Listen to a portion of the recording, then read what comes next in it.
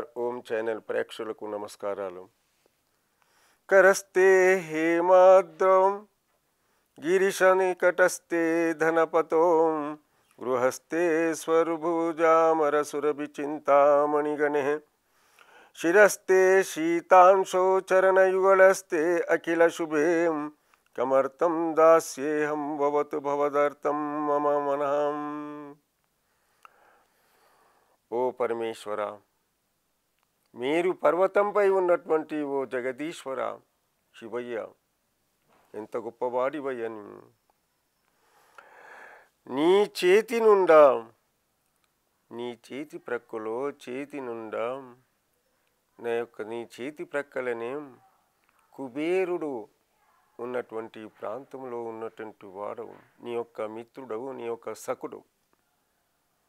కుబేరుడు ధనానికి సంపత్తికి ప్రతి వారికి ఇచ్చినటువంటి ఆ యొక్క కుబేర స్థానం మీ వద్దనే ఉంది. ఆ యొక్క కుబేరుడు మీ దగ్గర ఉన్నాడు కాబట్టి నేను ఏది అడిగినా కానీ మీరు కాదనలేరు. అనగా మీ మాటను విన్నటువంటి వారు కుబేరుడు. అలాంటి ధనముతో కూడినటువంటి ప్రతివాడికి కూడా ఎలాంటి సంపత్తి ఇవ్వాలో అలాంటి సంపత్తి ఇచ్చినటువంటి వాడు సాక్షాత్తు కుబేరుడే మీ వద్ద ఉన్నాడు. మీ యొక్క గృహంలో ఏముందంటే చింతామణి గణహం, చింతామణితో కూడినటువంటిది. ఎప్పుడైతే ఆ యొక్క మరి అయినటువంటి గోవు, కామధేను, మరి కల్పతరు అన్నటువంటి ఏదైతే వృక్షం ఉందో, కామధేను అన్నటువంటిది కూడా మీ వద్దనే ఉంది. ఎంత గొప్పదైనటువంటి విషయాన్ని చేస్తున్నారంటే, కామధేను ఉంది, కల్పతరు ఉంది, మరి కుబేర స్థానం కూడా మీ వద్దనే ఉంది. మరి ఇంకా శీతాంశు, చాలా శీతలంతో కూడినటువంటి చల్లటి ప్రదేశం కూడా మీ శిరస్సుపై నుంచి గంగాధార ప్రవహిస్తూనే ఉంటుంది. శీతాంశు మీ చరణ యుగ్మల యందు, మీ చరణాల పైనుంచి కిందికి వెళుతూనే ఉండి దాస్యేహం భవతు భవదార్థం మమ మనః. నా యొక్క మనస్సును ఎప్పుడు చల్లారుతారో, నా మనస్సుని ఎప్పుడు చల్లదనం ఇస్తారో అన్నటువంటిది. కామధేను, మరి కల్పతరుహు, మరి ఉన్నటువంటిది మనకు సముద్ర మథనములో కామధేవు అన్నటువంటి పదానికి ఇక్కడ ఉపయోగించారు. కావున ఆ స్వామి ఏం చెప్తున్నారంటే, అఖిల శిరము నుండి మీ యొక్క ప్రవహిస్తున్నటువంటి జలము కానివ్వండి, మీరు ఏది చేసినా కానివ్వండి చల్లగా ఇస్తూ ఉంటారు, జలాన్ని ఇస్తూ ఉంటారు. నా హృదయ పద్మాలందు కూడా మీరు ఎప్పుడు చల్లదనాన్ని ఇస్తారు అన్నటువంటి విషయాన్ని. కామధేను అన్నటువంటిది ఒక్క విషయాన్ని మనం, కామము అంటే కోరికలు, ధేను అనగా ఆవు, ఈ రెండు కూడా ఇప్పుడు మనకు లభిస్తూనే ఉన్నాయి. ఆవు యొక్క మనం ఆవును పూజించినట్లయితే ఎంత గొప్పదైనటువంటిది. చాలా ఆ యొక్క ఆవును మనం పూజించినట్లయితే 33 లక్షల దేవతల యొక్క పూజించినటువంటి విషయమే చెప్తారు. 34 లక్షల దేవతలన్నీ కూడా ఆ గోవులో ఉన్నాయని. అనగా సర్వదేవతలన్నీ కూడా మన గోవులో కనబడుతుంటాయి. కావున గోసేవ చాలా గొప్పది. గోసేవ కన్నా మించినటువంటి లేనే లేదు. అందుకే సాక్షాత్తు ఎవరు, సాక్షాత్తు శ్రీకృష్ణుడే గోవు యొక్క సేవ చేసినటువంటి మనకు మహాభాగవతంలో కనబడుతూ ఉంటుంది, దశమస్కందంలో. అనగా ఆ యొక్క గోమయమైనటువంటి గోవు చూడండి ఎంత పవిత్రతతో కూడినటువంటిది. స్వామివారికి మనం పంచాభిషేకంతో పూజ చేసినా కానివ్వండి, పంచామృతంతో పూజ చేసినా కానివ్వండి, ముందుగా కావలసినటువంటి గోవు పాలు, మరి పెరుగు, మరి ఆవు నెయ్యి, మరి తేనె, మరి పంచదారతో స్వామివారికి అభిషేకం చేస్తుంటాం. ఎంత గొప్పదైనటువంటి విషయం అండి కామధేను.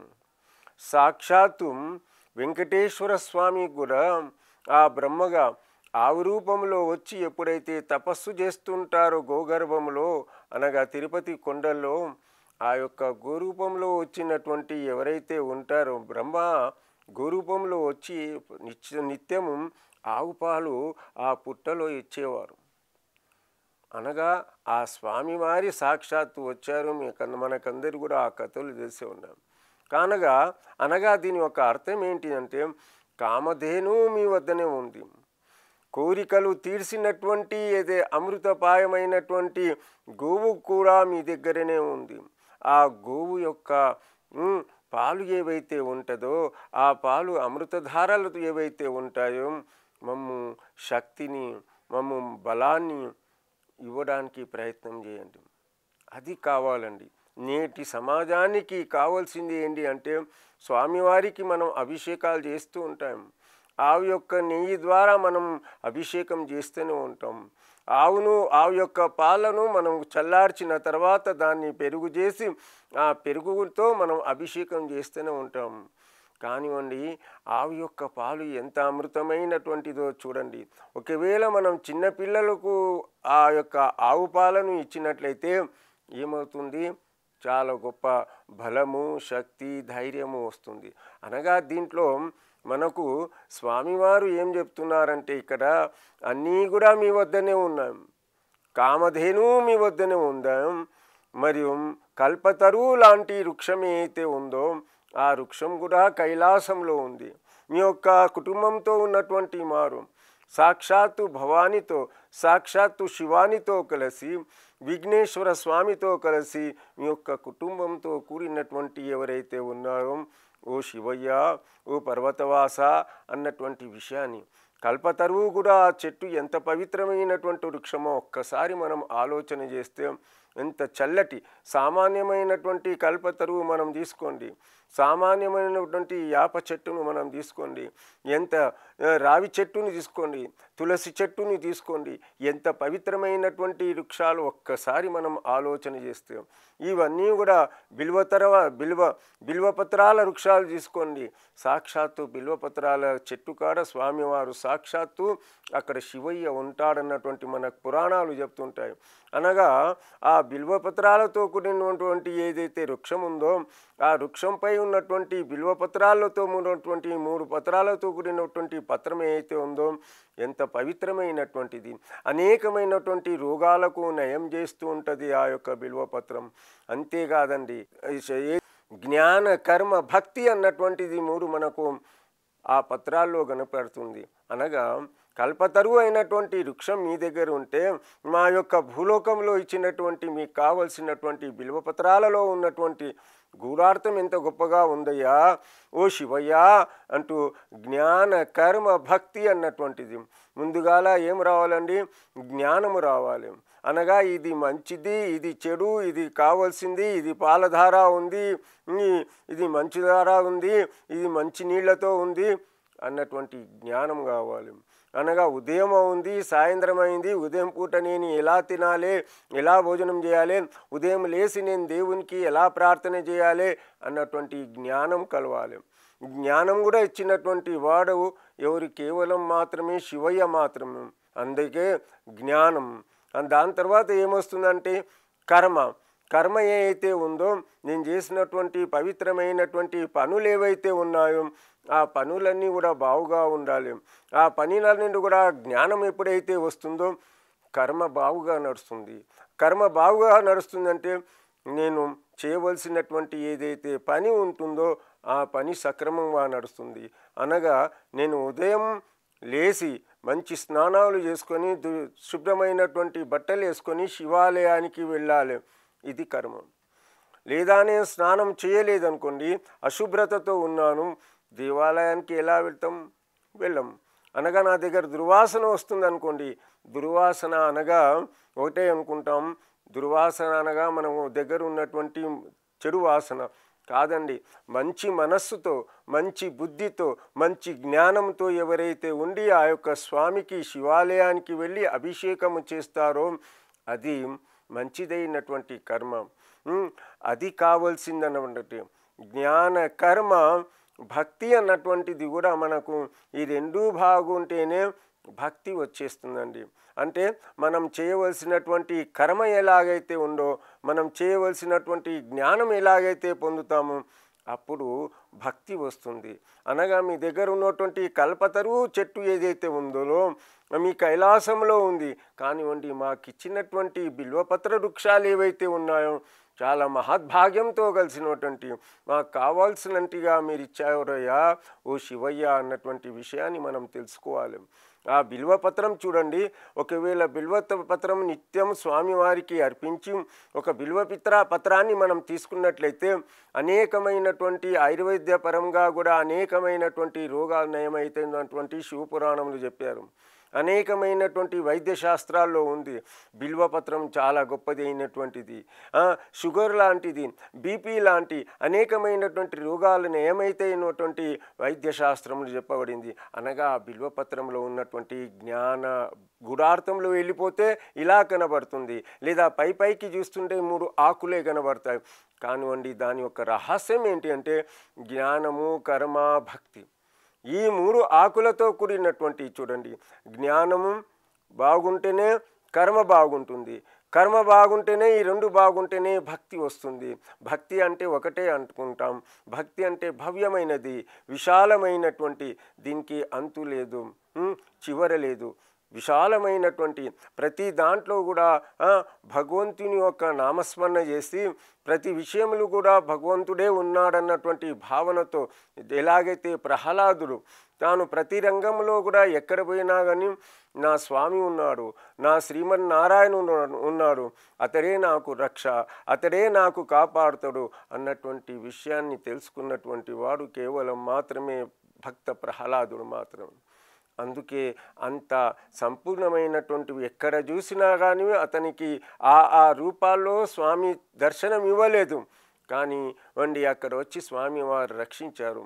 అనగా ఇక్కడ కూడా మనకేంటి అంటే స్వామివారు రక్షిస్తారు, ఎలాగైనా వారి యొక్క దర్శనం మనకు కనబడదు కానివ్వండి, ఏదో ఒక రూపంలో, ఏదో మనకు తెలియదు, అది ఏదో ఒక రూపంలో మన యొక్క అనారోగ్యంతో ఉన్నప్పుడు, మనం బాధల్లో ఉన్నప్పుడు, మనం కష్టాల్లో ఉన్నప్పుడు ఆ స్వామివారి యొక్క కృప మన పైన కలుగుతూనే ఉంటుంది, ఆ స్వామివారి యొక్క దయ మన పైన కలుగుతూనే ఉంటుంది. వారు తప్పకుండా మనకు కాపాడుతూనే ఉంటారు. అది ఇక్కడ జగద్గురువుల వారు చెప్తున్నారంటే ఆ యొక్క కల్పతరువు కానివ్వండి, కామధేనువు కానివ్వండి, కుబేరుడు కానివ్వండి, ఎక్కడున్నారయ్యా? మీ వద్దనే ఉన్నారు. నాకు సంపత్తి కావాలి, నాకు ధనము కావాలి, నేను గొప్పవాడిని కావాలి, నేను మాత్రం ఈ యొక్క భక్తి చేస్తాను, నేను మాత్రం ఈ యొక్క శివాలయానికి వెళ్ళి తప్పకుండా జలాభిషేకం చేస్తాను అన్నటువంటి భావనతో ఎప్పుడైతే వస్తుందో స్వామివారు యథాభక్తి తథాశక్తి. స్వామివారు ఏమంటున్నారు? మీ యొక్క భక్తి ఎలా ఉంటుందో అలా నేను ఇవ్వడానికి సిద్ధంగా ఉన్నాను, అలా నేను ఇవ్వడానికి సిద్ధంగా ఉన్నాను అన్నటువంటి విషయాన్ని జగద్గురు శంకరాచార్యుల వారు చెప్తున్నారంటే ఎంత గొప్పదైనటువంటి విషయం అన్నటువంటి. అందుకే చరణ యుగలస్తే పదముల జంట ఎందే ఉండగా, మీ చరణాలు, మీ 2 చరణాలు కూడా మీ వెంబడే ఉన్నాయి. అనగా అమ్మవారి యొక్క చరణాలు కూడా ఉన్నాయి, ఇక్కడ అయ్యగారి వారి యొక్క చరణాలు కూడా ఉన్నాయి. 2 చరణాలు కలిస్తే ఎంత గొప్పదైనటువంటి విషయాన్ని చెప్తున్నటువంటి విషయాన్ని మనం ఒక్కసారి, నేను ఎలాంటి పదార్థాలైనా కానివ్వండి నేను స్వీకరిస్తాను అన్నటువంటి, మీ యొక్క దాసుని ఎప్పుడు కావాలి అన్నటువంటి, మీ దాసుని నేను కావాలంటూ విషయాన్ని నా యొక్క మనస్సు ఉండుగాక, మీ దాసున్నై నా మనస్సు ఉండుగాక అన్నటువంటి విషయాన్ని చెప్తున్నారు. అనగా అక్కడ మనకు స్వామివారు ఏమన్నారు? మీ చరణాలు యొక్క సేవ నేను కావాలి. అనగా ఇక్కడ ఏమంటున్నారు? మీ దాసుని నేను ఎప్పుడు మీ యొక్క సేవతో ఎప్పుడు ఉంటాను. నా యొక్క అదృష్టం ఏమిటిది? దాసాన దాసుడై ఎప్పుడు ఉంటాను. చాలా గొప్పదైనటువంటి విషయం అండి ఇది. సామాన్యమైనటువంటి వ్యక్తులకు అనగా జగద్గురు శంకరాచార్యుల వారు ఉన్నారంటే ఆ స్వామివారి యొక్క దాసాది దాసులం మనమందరం కూడా. వారికి దాసోహం అనగా ఆది శంకరాచార్యులైనటువంటి జగద్గురువు అయినటువంటి వారి యొక్క దాసులం మనం. శంకరస్వామి వారి యొక్క దాసులం అంటే శివయ్య యొక్క దాసులం కాదు, అసలు జగద్గురు శంకరాచార్యుల వారి యొక్క దాసులం. ఎందుకనగా మీరు ఎక్కడైనా చూడండి, ఏ విషయం గొప్ప వాళ్ళ దగ్గరైనా కానివ్వండి, ఎవరు ఒక పిఏ ఉంటారు, లేదా ఒక పెద్ద ఆఫీసర్ దగ్గర వెళ్ళాలంటే పిఏ ఉంటాడు, లేకుంటే ద్వారపాలకుడు ఉంటారు. అతని యొక్క అనుమతి తీసుకొనే ఆ యొక్క ఆఫీసర్ దగ్గర వెళ్ళాలి, గొప్ప గొప్ప వాళ్ళు ఉంటేనే. అలాగనే మా స్వామి గారు అనగా జగద్గురువుల వారు మనకు ఆ స్వామితో పరిచయం చేస్తున్నారు. ఏ స్వామితో పరిచయం చేస్తున్నారంటే అఖిలాండ కోటి బ్రహ్మాండ నాయకుడైనటువంటి ఆ శివయ్యతో పరిచయం చేస్తున్నారు. ఎలా పరిచయం చేస్తున్నారు? అయ్యా ఆ శివయ్యకు దాసదాసోలం కాండి, అప్పుడే మీకు ఆ శివయ్య యొక్క దర్శన సౌభాగ్యం అవుతుంది అన్నటువంటి గొప్పదైనటువంటి విషయాన్ని చెప్తున్నారు. దాసాది దాసులం అన్నటువంటి. అందుకే రామదాసు అనేకమైనటువంటి దాసులు ఉన్నారు. కబీర్ దాసు అని, తులసి దాసు అని, అనేకమైనటువంటి సూర్దాసు అన్నటువంటి దాసులు అయ్యారే కానివ్వండి, ఆచార్యులు కాదు. మీ పాదదాసుని ఎప్పుడు కావాలి అనగా జగద్గురువుల వారి యొక్క దాసుని ఎప్పుడు కావాలి, అది కావాల్సింది, మనం నేర్చుకోవాల్సింది. ఇక్కడ ఈ శ్లోకంలో ఏంటిదంటే మనం జగద్గురుల వారి యొక్క పాదపద్మాల యొక్క సేవ ఎప్పుడు చేయాలి. జగద్గురువుల వారి యొక్క ఆ యొక్క పాదపద్మాలు చూడండి, స్వామివారి యొక్క పాది ఎంత బాగుంటాయండి. జగద్గురు శంకరాచార్యుల వారి యొక్క పాదాలు చూస్తుంటే సాక్షాత్తు ఆ యొక్క శివ యొక్క పాదాలు మనకు దర్శనం ఇస్తుంటాయి. ఆ చరణాలు ఉన్నాయి.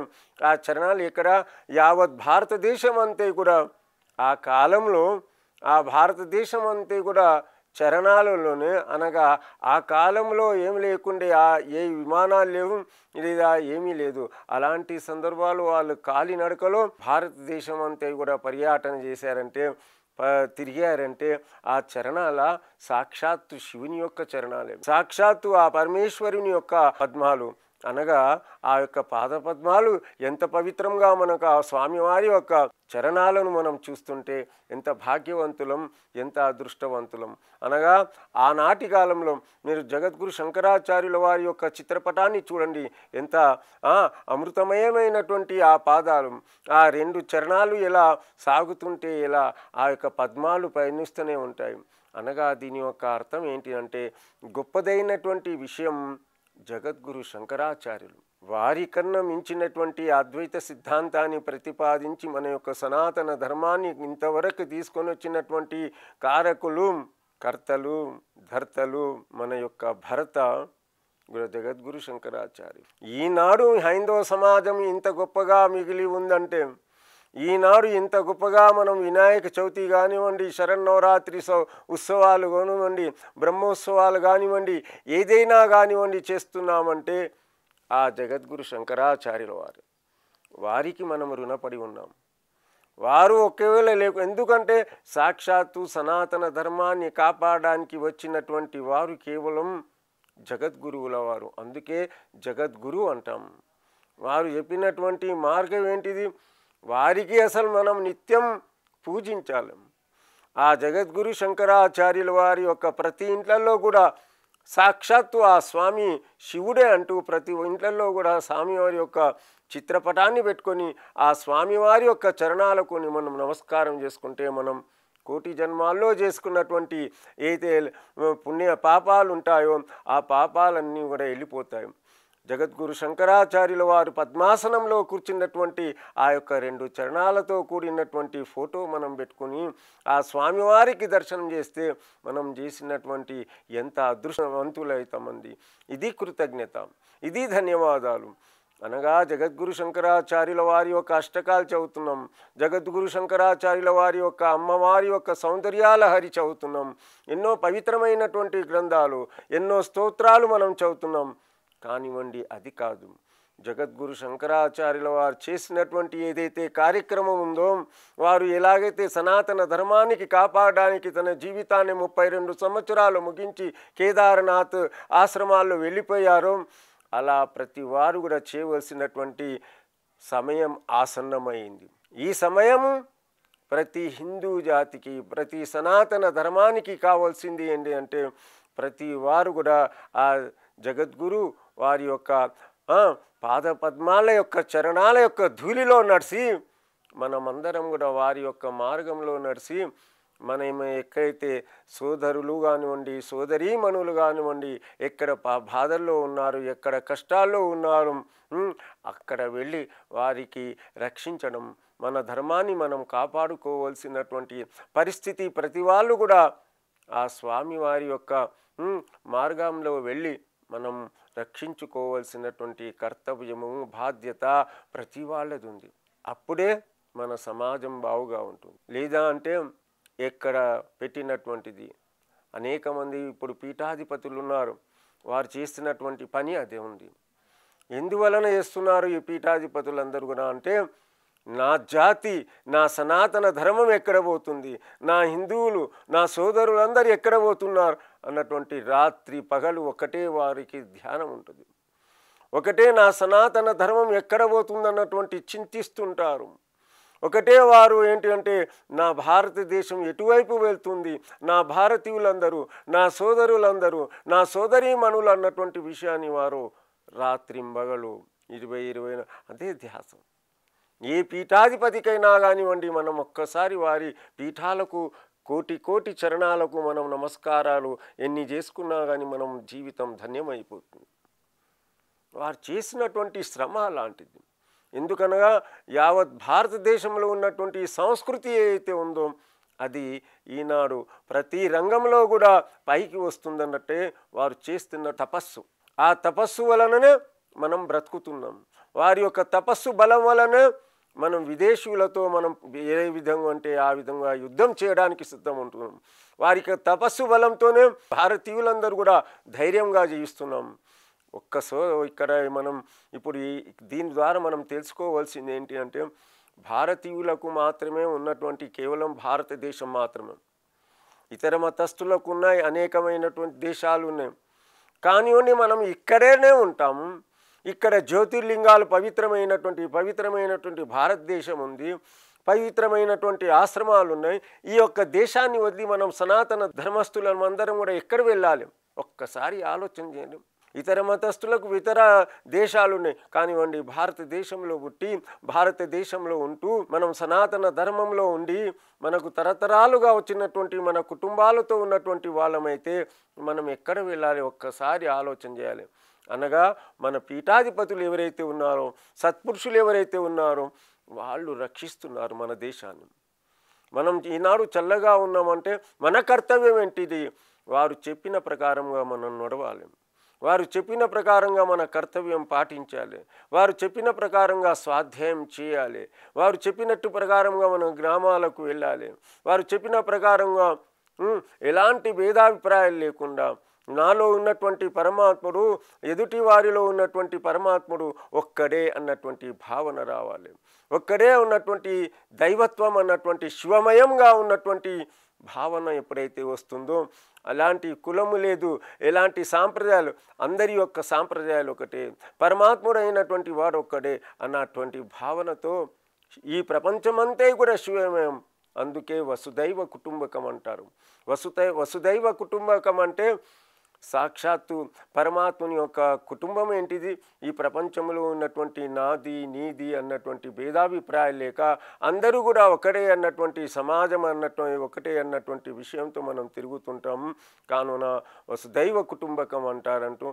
ఓం సర్వే జనః సుఖినో భవంతు. ఓం శాంతి శాంతి శాంతి.